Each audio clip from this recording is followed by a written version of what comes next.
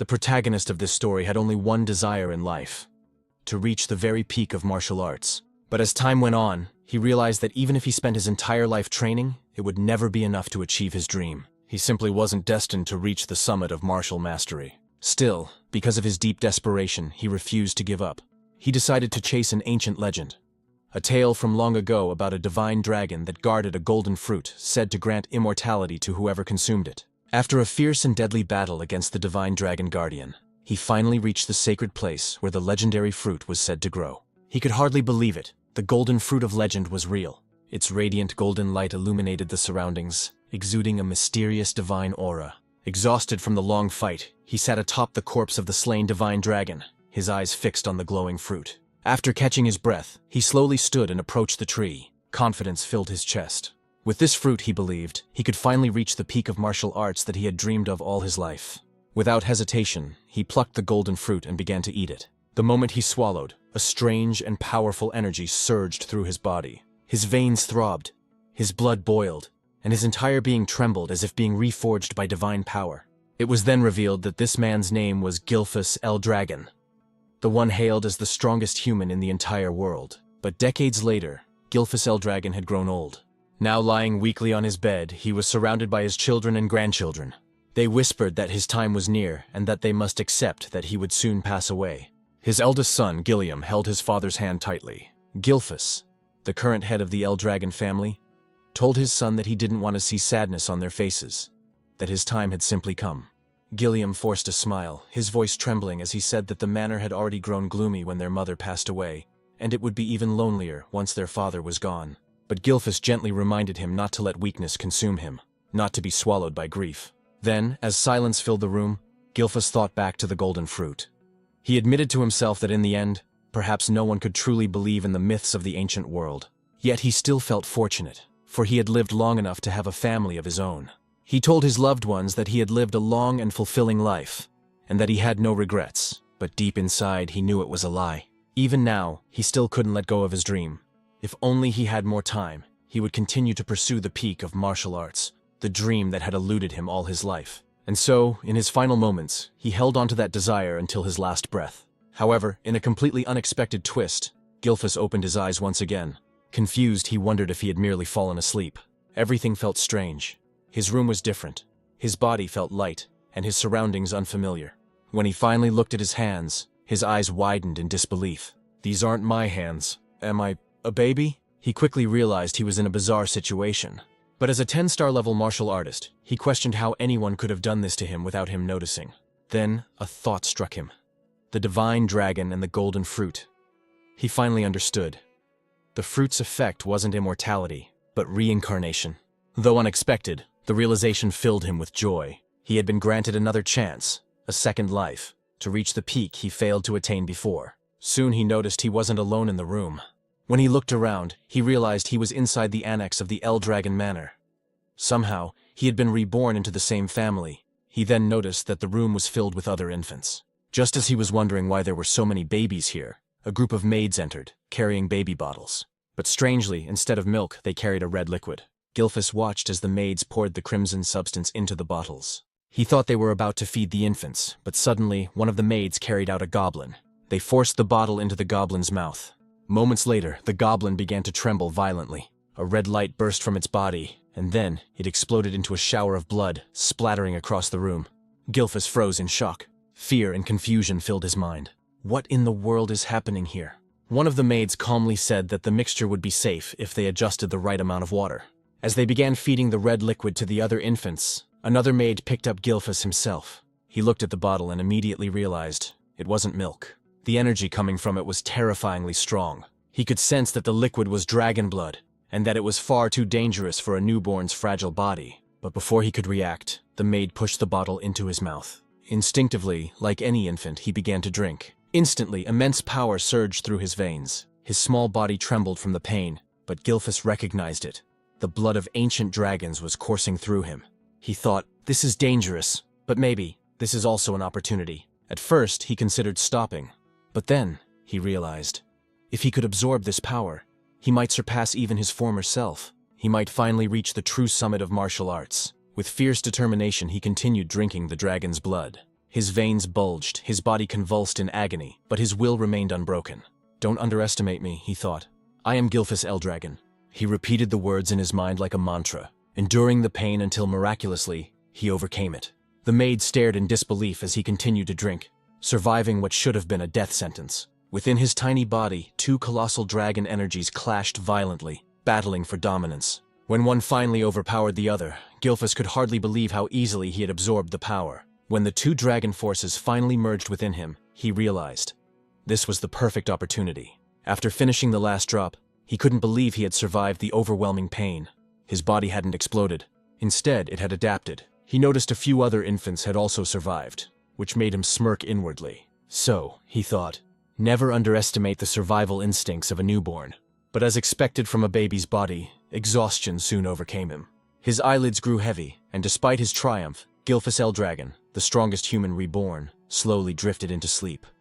After 7 years, he was now undergoing intense physical training. While doing one-handed push-ups, a massive boulder was balanced on his feet. When he finally reached his 1,000th count, he kicked the boulder upward, and as it came crashing down onto his back, Gilfus couldn't believe the strength his body now possessed. Gilfus Eldragon, the former family head of the Eldragon clan, now lived under a new name, Zeke Eldragon. Zeke thought about how he had achieved such physical power at a young age, realizing it was all thanks to the ancient dragon blood flowing in his veins.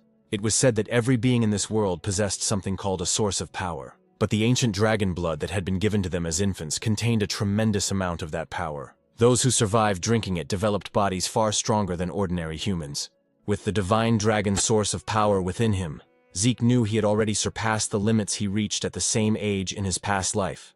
And since he was the only infant who had managed to drink an entire bottle of ancient dragon blood, his body underwent a drastic transformation, one even he did not expect.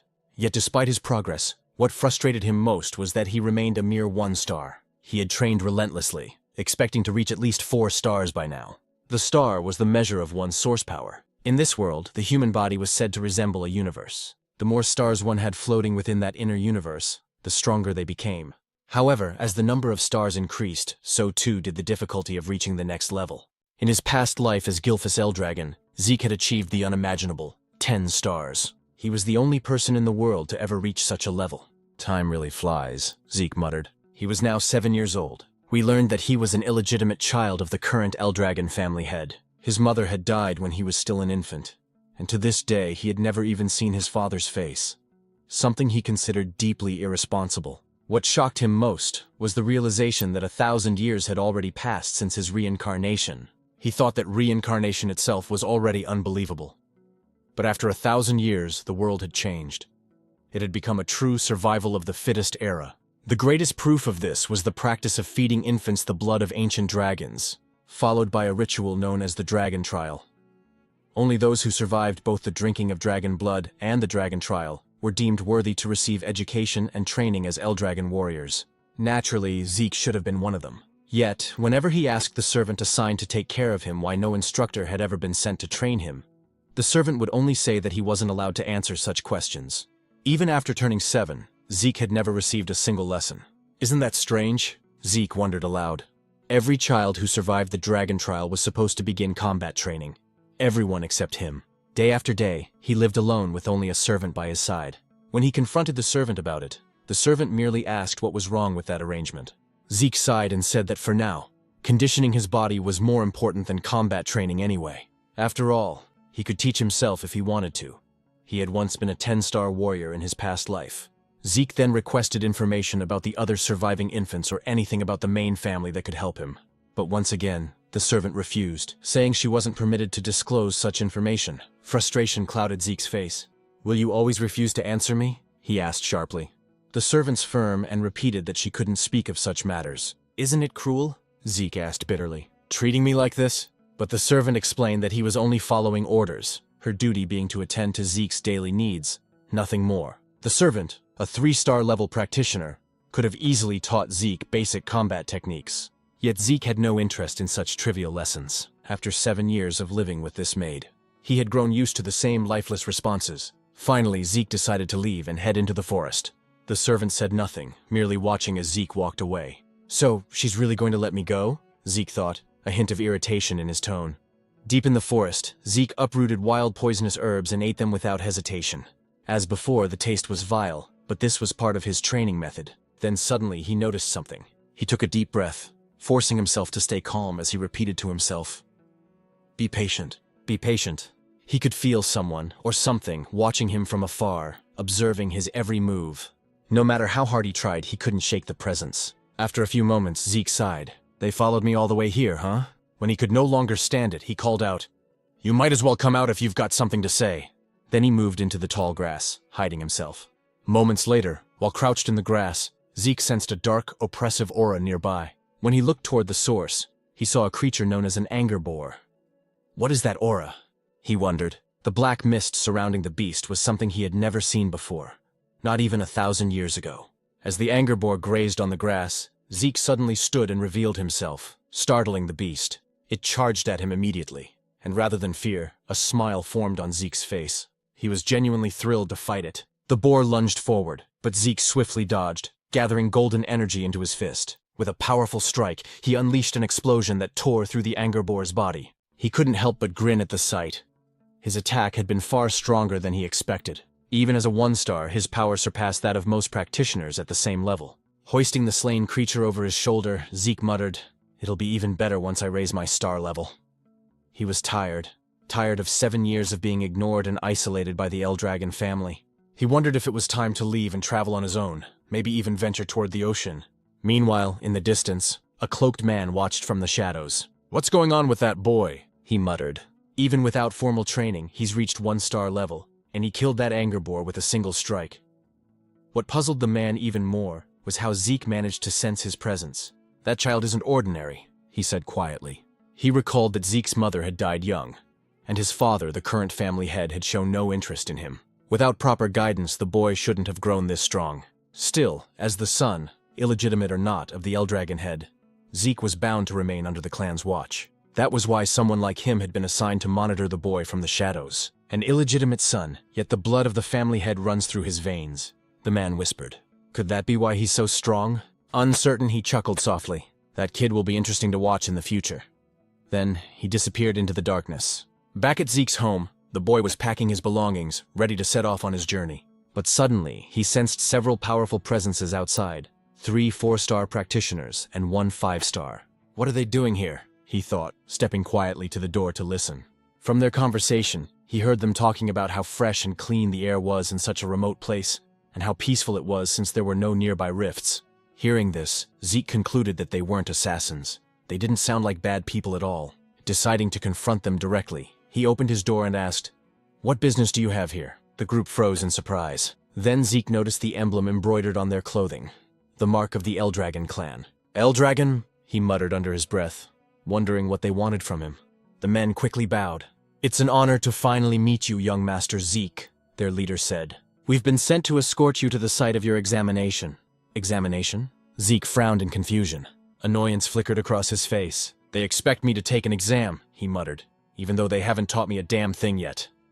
And after a few days, Zeke could hardly believe that he had returned once again to the main estate of the Eldragon family. He told us that he wasn't brought here to live again within the main estate, but rather for another purpose. Before he could enter, they instructed him to change out of his dirty clothes first. Zeke then began to explain about something known as the Dragon's Nest. After 1,000 years, the Eldragon family had established a school that served all branches of their bloodline. Everyone born with any relation or connection to the Eldragon family dreamed of entering this so-called Dragon's Nest to receive proper education once they turned 7 years old. And today marked the day of the entrance ceremony for that academy. Zeke was here to take part in the entrance exam. Even though he hadn't learned anything about the modern generation of his family, taking the exam was mandatory. Zeke immediately felt disheartened when he realized that this was the true reason they had brought him here. Why now, he thought, when he had already decided to leave and travel the world? While sitting by the school gate, a boy from Ortiscale village approached him. It was Rangus, who asked if he was all right and what seemed to be bothering him. When Zeke asked who he was, the boy formally introduced himself as Rangus and said he had approached because Zeke looked troubled. "Is that so?" Zeke replied casually. After observing the flow of energy in Rangus's body, Zeke quietly thought to himself that the boy seemed shy, but had an unusually strong sense of perception.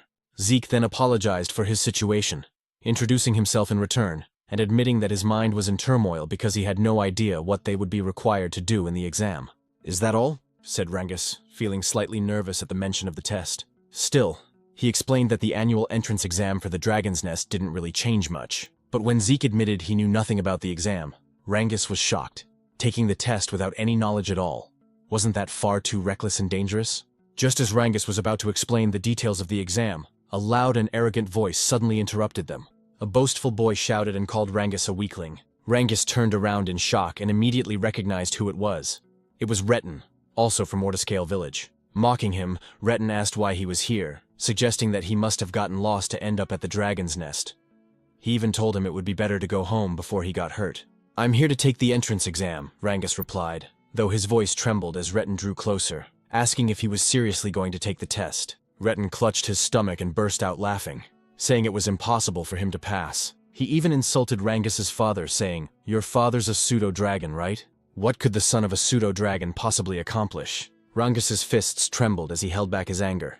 But Zeke noticed everything. Then it was explained to us that the Eldragon family followed an absolute hierarchy. The ranks were as follows: novice whelp dragons, regular soldier child dragons, captain-level adult dragons, executive elder dragons, also known as elders, and at the very bottom were the pseudo-dragons. Those who had failed to enter or graduate from the Dragon's Nest, considered immature and incomplete dragons. Yet Rangus had long dreamed of proving that even if they were called pseudo-dragons, they were still dragons nonetheless. Zeke was surprised and asked why Retin was so sure Rangus would fail the exam even before it started. "Who the hell do you think you are?" Retin snapped, asking if Zeke had a problem with him. Zeke calmly said he was merely curious why Retin was so confident Rangus couldn't pass. Retin pointed at Rangus and shouted that the reason was obvious. He was just a weakling. Zeke tilted his head and asked if he really said Rangus was weak, because from what he could sense, Rangus seemed even stronger than them. Hearing that, Rangus's eyes widened in disbelief. It was the first time someone had stood up for him. The arrogant boys grew angry and asked if Zeke was seriously claiming they were weaker than a pseudo-dragon, a being they saw as inferior. But before things could escalate, a man arrived and drew everyone's attention. He was the adult dragon examiner, announcing that the Dragon's Nest entrance exam was about to begin, and that all participants should register to receive their numbers. As Retin left, he glared at Zeke and warned that he wouldn't forget his face. Zeke sighed and said there was no need for anger, remarking that the children of this generation seemed to have such short tempers. Rangus quickly replied that wasn't that strange, since they were about the same age. Rangus added that anyone would be angry if told they were weaker than him. "Is that so?" Zeke muttered lightly. Since the entrance exam was mandatory, they had no choice but to take it. Though Zeke was surprised when Rangus said it was actually possible to skip the test. Zeke's eyes widened, and Rangus realized Zeke truly didn't know anything about it. Rangus advised him that it might be better to withdraw now before he got hurt. But Zeke replied confidently that a genius like him would never withdraw from a challenge. Rangus could only shake his head and say that Zeke was overly confident despite knowing nothing about the exam. Zeke simply laughed and said that whatever the test may be, they should hurry since it was about to start. Rangus had no choice but to agree. When they arrived at the testing grounds, the examiner announced that the exam was simple. To pass, they only needed to scratch the stones placed behind him. However, no other weapons were allowed except those provided by the academy. Still, they were free to use their bare hands if they wished, but each participant only had 3 attempts. "That's it?" Zeke said, sounding unimpressed. After surviving the dragon trial when they were still infants, he expected something far more terrifying and intense. But this seemed disappointingly simple. The examiner then called the first participant and instructed him to begin. The boy, nervous but determined, struck the massive stone with all his strength. The sound of metal clashing against rock echoed loudly, ringing in their ears. But to everyone's shock, the boy's sword snapped in half, and the recoil shattered his arm. Zeke was stunned at what he saw. As the boy writhed in pain, the examiner calmly said that he still had 2 remaining attempts, and asked if he wished to continue. But since the boy could no longer stand, the examiner declared him failed and ordered the others to clean up the area. As the injured participant was dragged away, the next number was called. Rangus trembled in fear at what he witnessed, while Zeke grew annoyed. "So this is what they call an exam?" he muttered. He then asked what kind of stones they were using. It was explained that the stones possessed regenerative properties. Any scratches would vanish in an instant. Moreover, they could reflect physical force 100-fold when struck with power. Zeke immediately said that such materials were far too excessive for an entrance exam. But Rangus explained that it was still possible to scratch them if one could properly circulate their source power throughout their entire body before attacking. "I see," Zeke said. He realized that the circulation of source power was far more important than martial arts skills in this exam. After glancing at the other participants, he thought that only a few would be able to pass, including those arrogant boys. As the exam continued, more and more failed than passed. Many were injured badly due to the stone's ability to reflect ordinary physical attacks. Then, after a few moments, the examiner called out Zeke's number. "It's my turn," Zeke said with a calm smile. Rangus, still nervous, asked if he really had no intention of withdrawing, but Zeke simply walked forward, telling him not to worry. As he approached the examiner, the man's eyes widened in shock. Zeke's aura began to flare up, faintly revealing the might from his previous life as Gilphus. The examiner told him to step forward and choose a weapon, but Zeke said it wasn't necessary. His fists alone would be enough. The crowd murmured in disbelief. No matter how skilled he might be in circulating source power, they thought, there was no way he could scratch the stone with his bare hands. His fists would surely shatter instead. Some of them said that not only Zeke's fists, but also his arms would be destroyed, which made Rangus extremely nervous for him.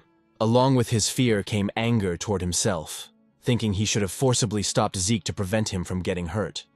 The examiner then gave the signal to begin.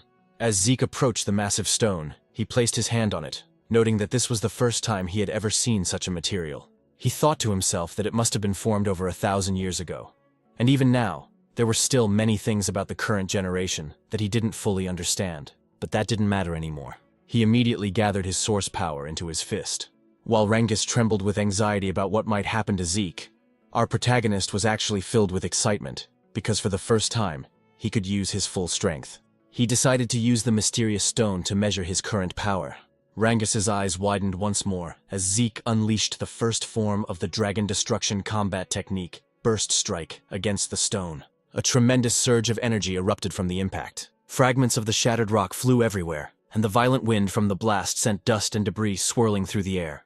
In awe yet on guard, Rangus quickly shielded himself from the aftermath, while the examiner's eyes widened in disbelief at what he had just witnessed. As the dust began to settle, Zeke stood there with a smile on his face, remarking that the technique he used still seemed too much for his current strength. Despite the severe injuries to his hand, he laughed at himself, realizing he still needed much more intense training. The other participants were speechless at what they had seen. Retin looked both shocked and annoyed that Zeke had destroyed the enchanted stone. A woman watching commented that Zeke was truly interesting. While the others still couldn't get over what had happened, Zeke waited happily for the examiner to announce the results, but the examiner was still in shock. The stone Zeke had destroyed was known to regenerate itself, and the only ones capable of breaking it were supposed to be those who had already reached the 4-star level or higher. Yet now, a mere child stood before him, having done what seemed impossible. "He's just an illegitimate son," the examiner muttered to himself, then wondered if Zeke's ability came from the blood of the family head that still flowed within him. He also realized that the technique Zeke used seemed strangely familiar. Still dazed, the examiner didn't respond right away, so Zeke called out to him impatiently, asking for the result. Snapping back to his senses, the examiner finally declared that Zeke had passed the test. One of the examiners then handed Zeke a small bottle containing a green liquid. Curious, Zeke asked what it was, but the man only asked if he could leave already since Zeke was blocking the area. Annoyed, Zeke frowned and muttered if everyone in this generation was this rude. Before he could complain further, Rangus ran up to him with excitement, praising Zeke's performance. Zeke proudly grinned and said it was nothing but peanuts. Zeke then asked what the liquid was, and Rangus explained that it was a healing potion, the standard potion of the Eldragon family. "Healing potion?" Zeke repeated. Rangus confirmed it, but since Zeke was an illegitimate son of the family, he suspected it might be poison. However, since Rangus had vouched for it, he wondered if it might actually be a spiritual medicine. The elixir, known as Cloud-Piercing Clarity Wood, was made from extremely rare materials, herbs found only in secret realms, along with the pure source power of divine beasts and the essence of elusive phantom beasts. When used, it could heal not only fresh wounds but also old scars and injuries. On top of that, it could enhance one's source power. Because the ingredients were so rare and the process so complex, such elixirs were rarely seen. After drinking it, Zeke was amazed by its immediate effect on his body. "Is this really a spirit medicine?" he asked Rangus. Rangus replied that he didn't know what spirit medicine meant, but he was certain that the Eldragon family's potions were of far higher quality than any commercial ones outside their domain. Rangus then asked if the potion's effect surprised Zeke that much. "Of course," Zeke said, explaining that it healed both his serious injuries and the strain from his training. Still, he noticed that unlike spirit medicine, it didn't seem to boost his source power. Rangus, on the other hand, said he was even more amazed by Zeke himself. to which Zeke chuckled and told him not to joke. Zeke thought to himself that the potion's existence showed how far knowledge had advanced over the last 1,000 years. Rangus praised Zeke's strength again, and Zeke declared that his dream was to become the strongest of all. Soon, the examiner announced that Retin had also passed the test, as well as his companions. Zeke expected as much, but then Rangus trembled nervously when his number was called. Despite his fear, he gathered his courage and walked to the front.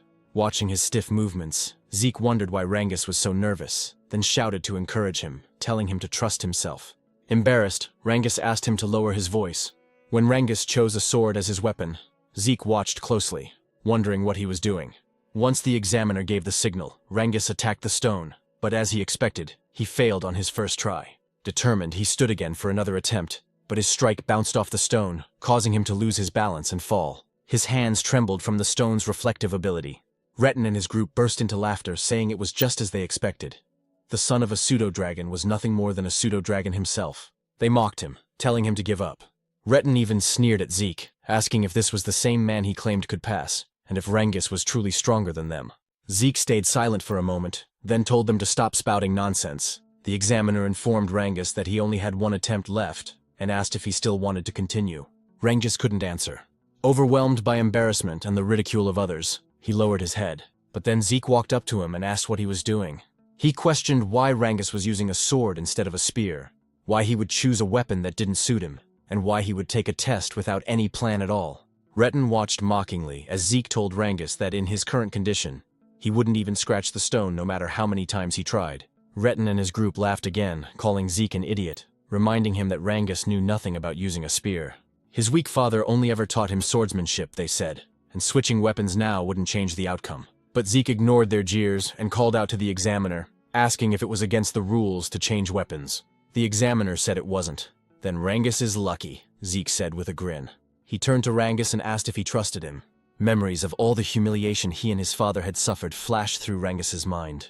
Gritting his teeth, he stood tall and said he would trust Zeke. He would fight with a spear, just as Zeke told him to. Rangus told us that his father never managed to enter the dragon's nest. Because of that, people called him a pseudo-dragon and laughed at him. But despite all the humiliation, his father endured everything just to raise Rangus properly. That's why Rangus swore to prove to everyone that he, Rangus, the son raised with care by his father, is also a true dragon. He stood up once more, gripping the spear tightly in his hands, and declared that today, he would prove that neither he nor his father were fake dragons. He also realized that if he tried again with a sword, the result would only be the same as before. So this time he decided to trust Zeke completely. The only problem was that he didn't know how to use a spear. Zeke called out to him, and as he pointed toward the enchanted stone, he told Rangus that there was nothing else he needed to do. Just thrust the spear straight into the stone without thinking about anything else. Just pierce it straight through, Zeke said firmly. Rangus tightened his grip on the spear. He knew that under normal circumstances, stabbing the stone directly wouldn't cause even the slightest damage, especially since it had a strong regeneration element. But Zeke was the first person to ever stand up for him, even though they had just met that very day. It was something new and unfamiliar to him, but because of that, he chose to place his full trust in Zeke and believe in his own strength this time. He gathered his source power into the spear and immediately noticed something strange. For years, he had wielded a sword, yet he had never managed to wrap it in this much source energy, something he was now effortlessly doing with the spear. With a determined shout, Rangus unleashed his full power and struck the stone with everything he had. Retin nearly died laughing, saying exactly what he had predicted, that changing weapons wouldn't help him pass the test. But Rangus didn't stop.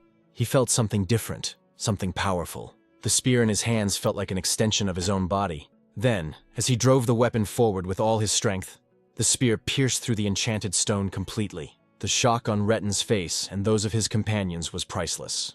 Even the examiners couldn't hide their astonishment, delighted by what they had just witnessed. Rangus hadn't just scratched the stone. He had pierced straight through it. Zeke immediately praised him, while Rangus himself could hardly believe what he'd done. Even after the examiner officially declared that he had passed, Rangus still asked in disbelief if he had really succeeded. Zeke smiled, wrapped an arm around his shoulder, and confirmed it. Overwhelmed with joy, Rangus nearly cried as he hugged Zeke tightly, shouting over and over that he had done it, that he had passed the test. Retin's group, however, refused to believe it. They called it luck, but Retin himself stayed silent, shaking with rage. He couldn't accept that, just as Zeke had said, Rangus was actually stronger than them, and that his result was far better. The examiner then announced that the test had officially ended. Afterward, he declared that the entrance ceremony would begin shortly. Zeke immediately asked if the test was truly over. Rangus replied that it seemed so, but added that there would probably be more tests once they entered the dragon's nest. Soon, a group of men emerged from a dark hallway. When they stepped into the light, the examiner announced that the head of the Eldragon family would now deliver a speech to congratulate those who passed. The moment Zeke saw the man, he asked who the person with the cold, dark expression was. Rangus, clearly nervous, replied that it was the family head himself. "That's the family head?" Zeke said. "Why does he look like that? He's not even smiling. He looks colder than ice." Rangus immediately covered Zeke's mouth, whispering that it would be best if he stayed quiet, repeating his plea for him to stop talking. Zeke nodded. When he looked again at the group, he remarked that these people represented the current power of the Eldragon family. Some of them were at the 7-star level, while others were 6-star. To Zeke, their strength was impressive, especially since the current family head, Balza Eldragon, was an 8-star level powerhouse. 1,000 years ago, only a handful of people had ever reached that level. Still, Zeke wasn't sure how many existed in this current era. "I don't like this family head," Zeke muttered. But before he could say more, Rangus tried to hush him again. Zeke sighed and thought to himself that he never expected this man to be his father in this lifetime. A dark, fiery aura radiated from Balza's body, making the entire area feel heavy. The examiner quickly ordered everyone to stay silent because Master Balza was about to speak. When Balza stepped forward, he uttered only a few words. They must all strive to become the flesh and blood of the Eldragon family. As he spoke, the terrifying pressure of his aura spread across the hall. Zeke wasn't affected, but many of the examinees trembled in fear, some struggling to breathe as their bodies froze under the immense pressure. Zeke noticed that even Rangus was affected. He couldn't believe how easily everyone around him was overwhelmed by the family head's presence. More than that, Zeke could sense an intense hatred hidden within Balza's aura. He didn't know the reason behind it, but even so, he couldn't bring himself to like the man who was supposedly his father. When Balza turned away, another man stepped forward and drew everyone's attention. He had blonde hair and cheerfully thanked Balza for his words. He then said that Master Balza had high expectations for them all, and that just like his master, he would also keep his own speech short. As Zeke wondered who this man was, the speaker simply told everyone to train hard and grow stronger. "That's it?" one of the examiners muttered. The man smiled and said that people who worry too much about small things go bald early, so he wouldn't bother with long speeches. Zeke couldn't understand what was wrong with him, but at least the atmosphere in the hall had lightened up. The examiner then announced that the new students would now be assigned to their dormitories. Everyone whose number was called had to head there immediately. Zeke asked if they wouldn't all be staying in the same dormitory, and Rangus explained that there were 4 East, West, South, and North dorms. Every student accepted into the academy was allowed to live in one of those 4 halls. When Zeke's number was called, he stood up and waved goodbye to Rangus. He was assigned to the East Hall. As he walked through the corridor, he commented that a lot had changed in this place over the past 1,000 years. After finding his room, he said that he must have gotten lost since it took him a while to arrive, and his roommate had probably gotten there first. When he opened the door, he cheerfully greeted his new roommate and apologized for being late. He then said that from today on, they'd be sharing the same room. But to his surprise, his new roommate turned out to be none other than Rangus himself. Zeke couldn't help but laugh, saying it seemed like fate kept linking them together. He asked if there was anything else scheduled for the day, and Rangus confirmed that their training would start tomorrow. "Is that so?" Zeke said casually, prompting Rangus to ask if he hadn't listened to the examiner's earlier explanation. Zeke admitted that he hadn't, on purpose. Rangus sighed and said they should get some rest early, since training would begin the next day. As Zeke gazed out the window, he thought about his plan to escape from the Eldragon family and travel the world. But after what he'd learned about the enchanted stone with regenerative properties and the healing potion, he realized he had discovered many interesting things during the exam. If he truly wanted to understand all the changes that had taken place over the past 1,000 years, he thought, then maybe staying with the Eldragon family for a while wouldn't be such a bad idea after all. A month passed at the academy, and their training continued to grow harsher. Holding heavy dumbbells in both hands, the instructor explained that the dragon's breath he was teaching them was one of the most important techniques ever created by the 15th Eldragon family head. After reminding them that they had to master the technique under any condition, the instructor's attention was drawn to a few students. Some of them, he noticed, had already mastered Dragon's Breath, especially the young woman he called Master Lika. Her overflowing energy suggested that she was close to reaching the 2-star level. But aside from her, one other student caught his eye, and he could hardly believe what he was seeing. Zeke was training while not only holding the dumbbells but also balancing large stones on his head and arms. The instructor stared in disbelief and muttered to himself that the blood of the family head truly ran in Zeke's veins. However, it was said that no one had ever taught Zeke anything since he was a child, which is why everything he was witnessing now felt unfamiliar to him. Zeke, on the other hand, couldn't believe that the technique he once called the Dragon King's breathing technique had been further developed by the succeeding family heads, and that it was now being taught to other branches of the family as well. According to Zeke, breathing techniques were methods that gathered the source power from the surroundings into the body. Once circulated, this source power would strengthen a person's own inner energy. The effectiveness of such techniques depended on an individual's ability and intellect. That was why the great families of this world kept their techniques secret, never allowing them to be learned by outsiders or those not belonging to their bloodline. Zeke also realized that the dragon's breath was a safe and simple technique, easy enough to master, but it was useless to him if it could only be used while resting. His own version of the breathing technique allowed him to manipulate the surrounding source power even while moving. Because of that, it was far more complex and powerful in actual combat, but also much harder to learn. Only a few had ever mastered it. He thought the current generation must have simplified his original version, so that even the family's branch members could learn it, and that decision had clearly helped strengthen the Eldragon family. Zeke couldn't help but feel a strange satisfaction. He never imagined that the techniques he had discovered long ago would still have an impact after 1,000 years. It made him wonder if the other martial arts techniques he created had also evolved over time. Interesting, he muttered to himself, amused by the thought. Lika, meanwhile, quietly observed Zeke from a distance. Later, in the cafeteria, the other students were astonished by how much food Zeke was eating. As he continued devouring his meal, he noticed Rangus sitting silently across from him. "What's wrong?" Zeke asked. "You won't get strong if you don't eat." Rangus simply asked if Zeke didn't find his stamina strange. "That's it?" Zeke replied. "You just need to eat more if you want to get stronger. Train harder. Push yourself." He even offered some of his food to Rangus, but the latter politely declined, saying he'd had enough. As Zeke thought about how some of the students were already well trained even before entering the academy, a girl suddenly approached them. "You're quite impressive," Lika said, her tone calm yet confident. Zeke blinked. "And who are you supposed to be?" he asked casually. Rangus immediately choked on his food, whispering nervously, "You don't know who she is? That's Master Lika, the daughter of the family head, Lord Balza." "Oh," Zeke said indifferently. "What do you want me to do about that?" "I don't know her." Rangus began sweating profusely. "You can't talk like that. Master Lika is one of the candidates to become the next family head. She's not someone you can just speak to casually." "Is that so?" Zeke replied. "Well, I'm a family head's child too." "An illegitimate one, though?" Rangus froze in shock while Lika looked at him curiously. "Is that true?" she asked. "You're really the family head's illegitimate son?" The narrator's voice continued. Lika Typhona Eldragon, one of the candidates to inherit the Eldragon family, was now standing before Zeke herself. "Why would I lie about that?" Zeke said, shrugging. Lika frowned slightly. "Then tell me, how could an illegitimate child like you destroy the magic stone with your bare hands? How could someone not from a renowned family possess such strength?" "Because I'm Zeke," he replied confidently, turning back to Rangus. "Stop staring and finish your food." Both Lika and Rangus fell silent for a moment. Then, Lika suddenly smiled. "You really are an interesting person," she said before sitting down beside him. "How about serving under me? I'll make you one of my followers." Zeke raised an eyebrow. "What exactly do you mean by that?" "I want you to join me," she said. "Be my ally and I'll be your backer. Every illegitimate child needs allies and influence, don't they? Use your strength to help me become the next family head, and once I do, I'll help you achieve your own dreams." Zeke didn't even hesitate. "No," he said flatly. Lika frowned again.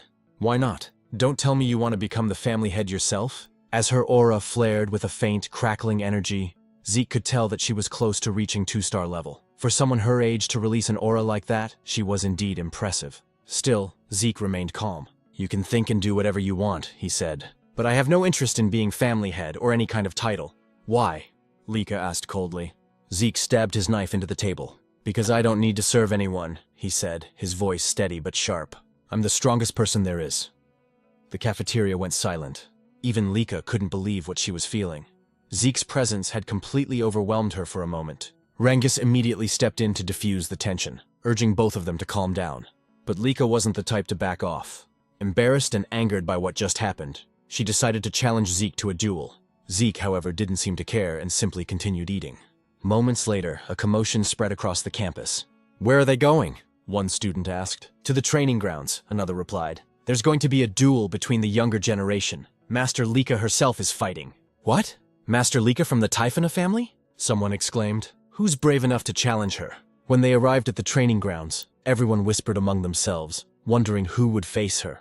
Zeke, meanwhile, couldn't believe Lika was actually serious about the duel. Are you all right with this? Rangus asked nervously. You'll be fighting Master Lika. Even if you call her master, I don't know who she is, Zeke replied bluntly. Rangus sighed. You should at least show some respect, now that I know you're also the family head's son. Do what you want, Zeke said. Still, Rangus tried to explain. What's important now is that you understand who you're up against.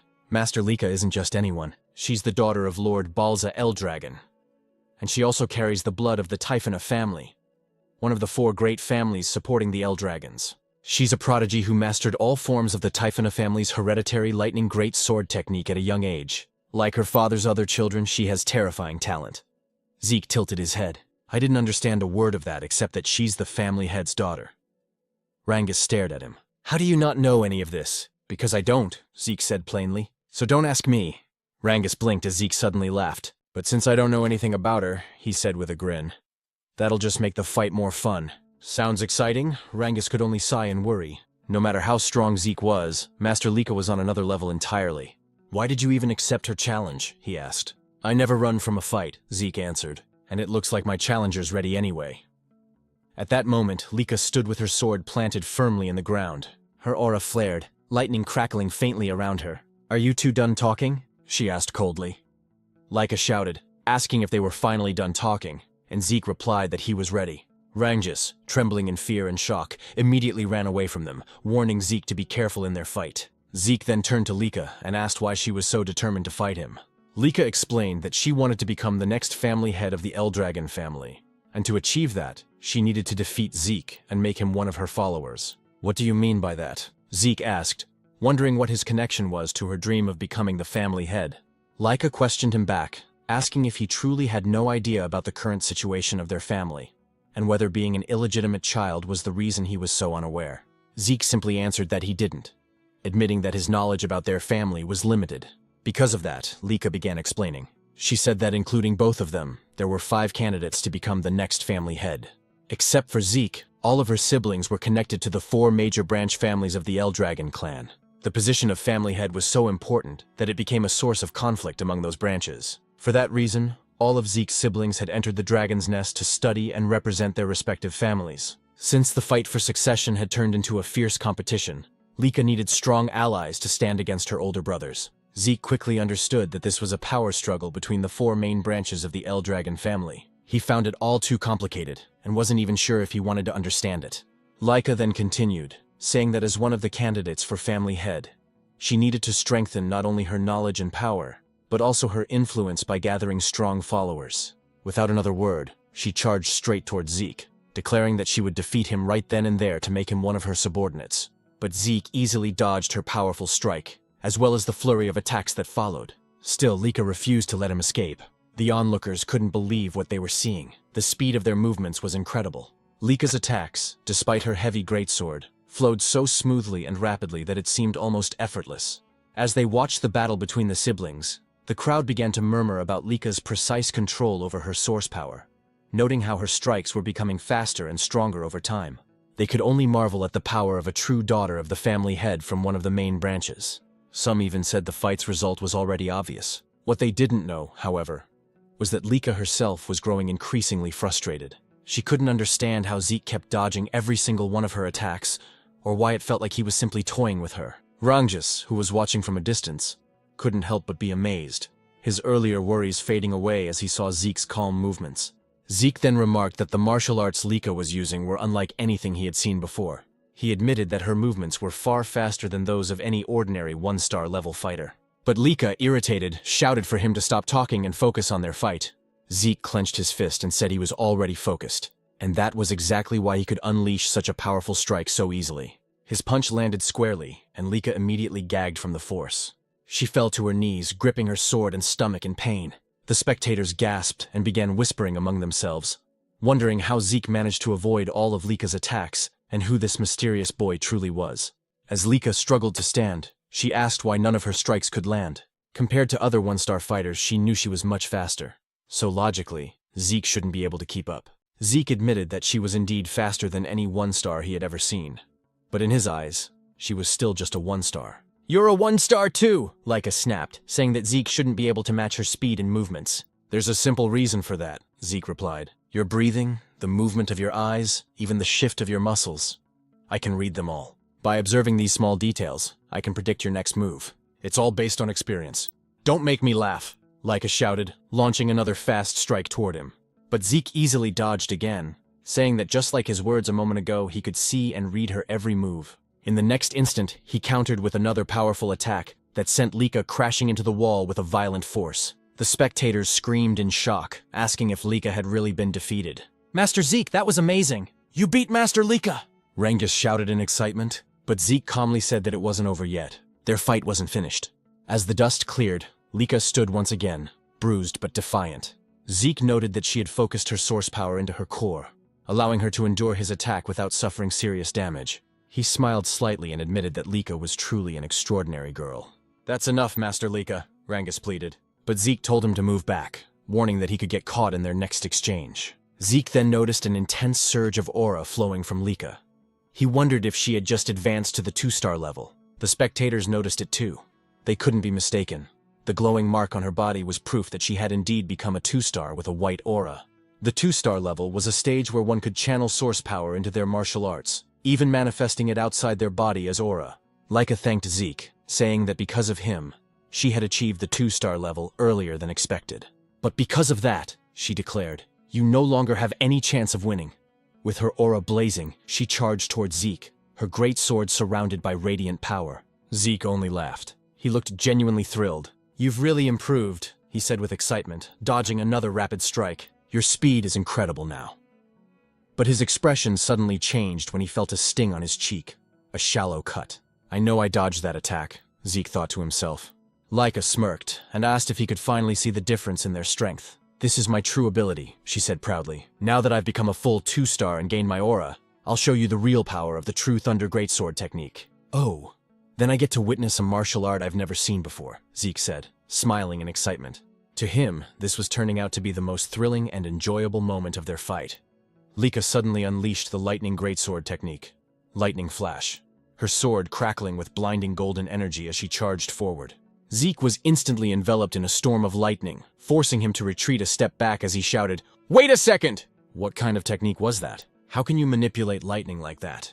Isn't this too much for a sparring match? Leica smirked, driving her sword into the ground as golden light surged around her. "You seem surprised?" she said calmly. Summoning another move, Lightning Net, sparks erupted from the earth, forming a glowing web of electricity that shot towards Zeke, but he narrowly dodged it.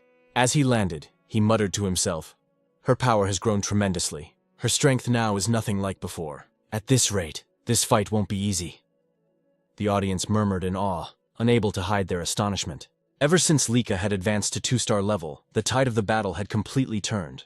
Rangus, who had been watching anxiously, began to worry. Zeke noticed that Leica's movements were simple, nothing new compared to her 1-star self. But every swing of her blade now carried far greater force. Her Lightning Greatsword technique was overflowing with power, her aura amplifying each strike. What surprised Zeke even more was the speed. Leica was moving faster than he could have anticipated, and her lightning felt strangely mysterious. Still, he remained confident. Even if she could cloak herself in thunder, he was sure he could counter it. Yet, curiosity filled him. What kind of power was this? What kind of lightning could she command? While evading her continuous assaults, he studied her every move, analyzing her aura and its rhythm. Leica, noticing Zeke's calm smile as he danced away from her attacks, frowned. "Still smiling? You look too relaxed for someone in a duel," she sneered. "Let's see how long that lasts." She dashed forward once more, her sword blazing with light as she used swift thunder, enveloping herself in golden lightning. But again, Zeke evaded at the last moment. "She's as fast as lightning itself," he thought, only for Leica to swing her sword mid-charge. The blow struck true this time, sending Zeke flying backward with a powerful shockwave that scattered dust and debris across the field. Rangus gasped and rushed towards Zeke out of sheer panic, but one of the spectators grabbed his arm to stop him. Meanwhile, Zeke stood up, his clothes scorched but his will unshaken. Leica charged again, unleashing another lightning flash, striking him head-on. Yet Zeke still stood tall afterward. How is he still standing? Leica muttered, her brow furrowed in disbelief. Rangus ran toward them, shouting, "Master Lika, stop!" "That's enough. We've already seen your strength." But Lika snapped back coldly. "Do you not understand, Rangus? Stopping mid-battle would be an insult to Zeke." Desperate, Rangus turned to Zeke and begged, "Please, Master Zeke, surrender." "That's enough." Lika chuckled. "He's right. Judging by your condition, surrendering would be wise. If you kneel and pledge loyalty to me, I'll stop." But Zeke only smiled silently. Lika's eyes hardened. "Even as an illegitimate child, you're truly a proud Eldragon," she said with a hint of mockery. She raised her greatsword high, her aura surging. "If that's what you want, then I'll use my full strength to end this." Lightning roared from the heavens as Lika summoned her first secret art, Heaven's Thunder. A colossal surge of golden energy descended, shattering the stones beneath Zeke's feet. Thunderbolts struck his body in a storm of divine fury. Rangus cried out in terror, watching his friend's body engulfed by golden lightning, smoke rising from his charred form. Lika drove her sword into the ground, exhaled deeply, and said softly, "I'm sorry, Zeke, but this is the end." But then, a voice echoed through the crackling air. "Is that so?" In an instant, a brilliant golden lightning aura exploded skyward. Lika's eyes widened in shock as she turned around. "Impossible. How can this be? How do you have a lightning aura?" she stammered. Zeke stood, smiling calmly as golden arcs danced across his skin. "So this is what you call lightning aura," he said casually. "If you're asking how I got it, I honestly don't know." His tone was calm, but his words sent ripples through the crowd. "Impossible," Lika whispered, unable to believe what she was seeing. Zeke smirked. "Truth is, I let you hit me on purpose. I wanted to study your lightning, how it flows, how it behaves. And somehow I learned to use it myself." "That's absurd," Lika snapped. Inwardly, Zeke explained to himself that he had deliberately taken Lika's attacks because her lightning intrigued him. While enduring her strikes, he continuously activated his Dragon King's breath technique. The strange resonance between his breathing and her lightning caused golden energy to gather in his body. Before he knew it, he could manipulate the lightning himself. Maybe Lika has a unique constitution, he thought. And judging from her family's greatsword technique, it's likely their whole bloodline shares this lightning affinity. Zeke walked toward her confidently. "I never expected lightning-type source power to be this incredible." This duel turned out to be the perfect training. With a grin, he added, "Thanks to you, Lika. I've reached 2-star level myself." Golden lightning flared around him as he declared, "Our battle isn't over yet." Lika roared and charged again, her greatsword glowing with power, unleashing another blinding attack. But Zeke sidestepped effortlessly and prepared a counterstrike. However, as he moved, he suddenly vanished in a flash and reappeared on the opposite end of the arena. "What just happened?" he muttered. He then realized, when one gains immense source power, it strengthens the body's muscles and nerves. This new lightning aura must have changed my physiology. I can't fully control my speed yet. In the stands, Rangus was speechless. He couldn't follow their movements anymore. Both fighters were blurs of golden light and thunder. Am I just imagining things? Or has Lika not landed a single hit lately? He wondered. Frustrated, Lika shouted, "Are you mocking me, Zeke? Stop toying with me." "I'm not," Zeke replied calmly, "but I will admit, you're a real threat." He then lunged forward, delivering a powerful kick, but Lika blocked it with her sword, the force pushing her backward. Zeke straightened, smirking. "I think it's time to end this." "End this?" Lika repeated, narrowing her eyes. "Yes," Zeke replied. "I've been thinking of creating a new technique for a while now, and this seems like the perfect time." "Creating a new technique?" she said in disbelief. Zeke nodded. "Exactly." He paused for a moment, then murmured, "Should I call it a first form, or maybe a special form?" Lika blinked, confused. Did he even receive proper combat training? From which family could he have learned that? She wondered, her thoughts spinning. Before she could react, Zeke appeared beside her in a flash, lightning surging in his hand. "Dragon Destruction Combat Arts, Special Form, Lightning Peak," he shouted. The attack struck her directly, wrapping her in a fierce storm of golden thunder. Her body trembled violently, her sword slipping from her grasp as she fell to her knees before him, electricity still crackling around her. The arena fell silent. Rangus and the others stared in disbelief. Zeke had won. Lika, lying on the ground, exhaled shakily. After a few moments, she forced herself to sit up, trembling. "I can't believe I lost. I was supposed to become the next family head. I can't lose. Not to anyone," she thought bitterly. Zeke approached her, offering his hand. "You were amazing, Lika. Truly strong," he said sincerely. "It's always exciting to learn something new. This fight was worth it." Smiling warmly, he added, "It'd be boring if this was the last time we fought. Let's have another sparring match sometime." Lika froze, her cheeks turning red as she stared at his outstretched hand. Despite her defeat, she had a feint of happiness on her face. Perhaps out of pride, or perhaps for the first time, admiration. Once again, Zeke said that they should have another sparring match soon. With a confident smile, he added that he couldn't wait for their next bout. Lika, though a bit shy, extended her hand toward him, admitting that she was no match for him, and that she willingly accepted her defeat. Meanwhile, several hours later, deep inside a dimensional rift, Balza Eldragon, the father of Lika and Zeke, and the current head of the Eldragon family, stood surrounded by countless strange and feral monsters. As the creatures charged toward him, Balza's eyes began to glow with an intense light.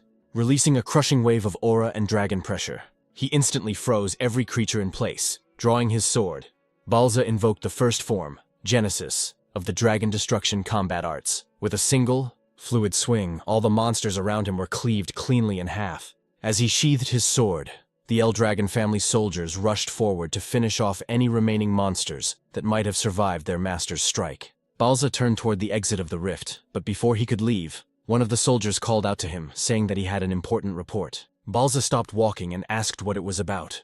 The soldier informed him that Lady Lika had reached the 2-star level. Upon hearing this, Balza froze mid-step. His glowing eyes flickered, and his response came out cold and detached. So what of it? The soldier, clearly nervous, explained that reaching the 2-star level at only 7 years old was an extraordinary achievement. He added that with Lika's talent, once she graduated from Dragon's Nest, she would likely reach the 4-star level, or perhaps even the 5-star level. Balza's reply was chilling. Talent means nothing. The next time you report to me, I expect to hear how she can be of use to us. If all you bring are worthless updates like this, you'd better leave my sight. The soldier fell silent as Balza continued toward the rift's exit. But before he could step through, the soldier quickly added that Lika had recently lost in a sparring match. Balza stopped abruptly and turned his head slightly, his expression unreadable. Did she lose to one of her brothers? He asked. The soldier shook his head. No, master. She was defeated by someone her own age. By Lord Zeke. Zeke? Balza repeated, his voice low. The son of that woman? Memories surfaced, of a humble maid, Zeke's mother. That woman truly was gifted in battle, he muttered. But she died after giving birth to the boy. He turned fully to face the soldier, his tone sharp. Tell me, who could have possibly trained Zeke to defeat a 2-star cultivator? The soldier hesitated before answering. No one, master. Lord Zeke has never received formal training. He defeated Lady Lika through his own strength and skill alone. In fact, he too has already reached the 2-star level. I see, Balza said flatly. Then, turning his back once more, he declared, Begin the first trial. The soldier was visibly startled. Master Balza, forgive my intrusion, but isn't it too soon for the first trial? It's only been a month since the students began their combat training. Most of them haven't even reached the 1-star level yet. Balza cut him off. I do not care. Death chooses no timing, no level, no favorites. Only the strong deserve to survive. Star levels mean nothing if they can't endure the first trial. Those who fail aren't worthy of the Eldragon name. Yes, master, the soldier replied quickly. But then Balza added, Also summon Freya. Tell her to return immediately. The soldier's eyes widened in disbelief. Freya. Master, do you mean that Freya? Balza nodded. Indeed. If Zeke could defeat Lika using only his own strength, then he's far more intriguing than I expected. I want Freya to design and supervise the first trial herself, and I expect her to personally observe every participant. The soldier bowed deeply. As you command, Master Balza. For the first time in a long while, a faint smile appeared on Balza's lips. A rare, almost warm expression flickered across his face as he said softly, He's the most interesting one of all. The next day at Dragon's Nest, the students continued their combat training under Rangus. Zeke, however, was off to the side, practicing his breathing technique. Sitting in a wall-sit position, he balanced a massive boulder on his head while holding dumbbells in both hands. His unwavering focus drew the attention of Rangus and the others, who couldn't help but watch him in silence. With his eyes closed, Zeke contemplated the technique they were studying, the Strike Dragon combat arts. As he recalled, this technique was originally created by the 15th family head. Though labeled as a combat art, it was in truth a body enhancement method, simple yet well-constructed, allowing even young cultivators to grasp it. Rangus called out, Zeke, aren't you going to train? Zeke opened one eye. What do you mean? I mean combat training, Rangus clarified. We're practicing the Strike Dragon combat arts. I already learned that, Zeke replied casually. Rangus was stunned. What? But it was only taught to us this morning. How could you have mastered it already? Because I'm me, Zeke said with a smirk. But what's more important right now is that your source power is flowing incorrectly. My what? Rangus asked, confused. Zeke set down the heavy boulder from his head and told Rangus to turn around. Placing his hand on Rangus' back, Zeke channeled his aura through Rangus's body. correcting the flow of energy. "There," he said. "That's how your aura should circulate." Rangus turned to face him, grateful. "You've really mastered the Strike Dragon combat arts, haven't you?" "That's incredible!" Zeke frowned playfully. "Are you doubting me? What kind of friend are you?" "No, not at all," Rangus quickly said. "It's just, aside from my father, no one's ever taught me like that before. That's why I want to learn everything I can. You, Lord Zeke, already have your own martial arts, strong enough to defeat Lady Lika. I just thought the Strike Dragon combat arts might be too simple and boring for someone like you." "It's not boring," Zeke replied. "Actually, I admire its stability. It reminds me of my own Dragon Destruction combat arts, though my children never liked that technique. They said it was too difficult and complicated." The Dragon Destruction combat arts was indeed a complex and demanding technique, but it possessed immense power. It consisted of 4 main forms, and during his battle with Lika, Zeke had created a 5th. Beyond that, there was even a secret, its final form, a terrifying and destructive ability, the same one he had once used to slay the Divine Dragon in his past life. He wondered silently how his descendants had handled his other dragon techniques over time. Perhaps they had modified them. The thought only made him more excited. "Anyway," he said, "since I've already mastered the Strike Dragon combat arts, I'll continue with my physical training." He smiled faintly. Everyone has their own way of learning techniques. But before he could continue, Rangus suddenly shouted his name. "Zeke, please, teach me. I know it's a shameless request, but I want to get stronger, even just a little." Zeke looked at him for a moment, then nodded. "All right, I'll teach you." Rangus blinked in surprise. "Wait, you mean it? You'll really teach me?" "Of course," Zeke replied. "Why do you look so surprised? You were the one who asked. I just didn't think you'd agree so easily," Rangus said sheepishly. "I'm not lying," Zeke said, "and I know you're worth teaching." Just then, Lika approached them. Though hesitant, she spoke up. "Zeke, I'd like you to teach me too." Rangus turned to her, startled. "You too, Lady Lika? Is there a problem?" she asked calmly. "Honestly, I used to think that no one my age could defeat me. As a candidate to become the next head of the Eldragon family, I was confident in my power. But yesterday's match, it shattered my pride. I still don't know how you managed to use Lightning Aura, or how you wield it even better than I do." Zeke sighed. "So now this is my fault?" he muttered half-jokingly. Determined, Lika continued. "I want to become stronger. Strong enough to defeat our older brothers. And you as well, Zeke. Please, teach me." Zeke fell silent for a moment, deep in thought. Since Zeke didn't answer right away, Lika asked if he was really fine with it, even though he was also a candidate to become the next head of the Eldragon family. Rangus agreed with her, realizing that even though Zeke was an illegitimate child, Balza Eldragon was still his father, which technically made Zeke one of the successors, whether he liked it or not. Zeke calmly replied that he didn't mind, but the real question was whether Lika's body was in good condition to train, saying that from what he saw in their match, her injuries would normally take at least a month to heal. Lika shook her head and said she had already used a healing potion, so there was no need for him to worry. Zeke and Rangus exchanged a look, whispering to each other. Zeke asked if that medicine truly had such absurd effectiveness, but Rangus replied that if Zeke was referring to the basic potion given during the entrance exam, it definitely wasn't strong enough to heal Lika's wounds so quickly. Because she was the daughter of the family head, she must have used a much stronger kind of potion. Zeke sighed in amazement, muttering that this era truly was something else. Lika nodded, admitting that without the potion, she would have been bedridden for at least a month. But now, what mattered most was her request, whether Zeke would agree to train her as well. She knew that he, too, needed to train, but she wanted to grow stronger under his guidance. Zeke agreed without hesitation, saying that he never turned down young people with ambition. Both Lika and Rangus were surprised by his answer. Lika pointed out that he was also young like them, while Rangus added that they were about the same age. Zeke chuckled and agreed. Then, with a teasing tone, Zeke asked if she was truly sure about having him as her instructor. After all, he was the one who defeated her. Lika replied firmly that she didn't care about that. She didn't have the luxury to be picky. If she wanted to become the next head of the Eldragon family, she had to become stronger, no matter what it took. Zeke remembered how, during their first encounter, she had mentioned her dream of becoming family head. He asked why she seemed so obsessed with that goal. Without hesitation, Lika answered that if she failed to become family head, she would only be used for a political marriage. She spoke bitterly, saying that in the best-case scenario, she'd probably be forced to marry one of her cousins. But the worst case would be marrying a man she didn't even know. Zeke's expression darkened, anger flickering in his eyes as he asked what she meant by that. Lika said it was natural, considering how valuable the Eldragon bloodline was, especially within the 4 branches of the family. Their source power was special. It could be used in countless ways. That's why the family was obsessed with keeping their bloodline pure. Rangus shuddered, sensing the terrifying aura that suddenly emanated from Zeke. His voice turned cold and sharp as he said that the Eldragon family had truly begun doing disgusting things like this. He clenched his fists, saying he would destroy such filthy and meaningless traditions. But before the atmosphere could grow heavier, several instructors arrived, immediately drawing everyone's attention. Lika blinked in surprise, wondering why they had come, while Zeke muttered that the timing couldn't be worse. He worried that they might have overheard what he just said. Then, from behind them, a woman with fiery red hair appeared. One instructor stepped forward and announced that starting today, they would have a new instructor. Despite how busy this person was, she had taken the time to teach them personally, so they should be grateful. As the red-haired woman approached, she reached out her hand toward Lika and asked if she was Lady Lika.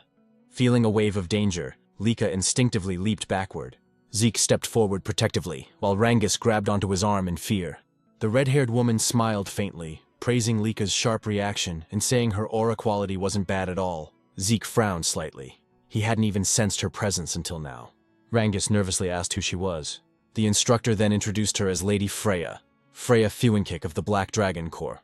Freya gave a polite smile and greeted everyone, saying she was pleased to meet them all. She then looked straight at Zeke and asked if he was Lord Zeke.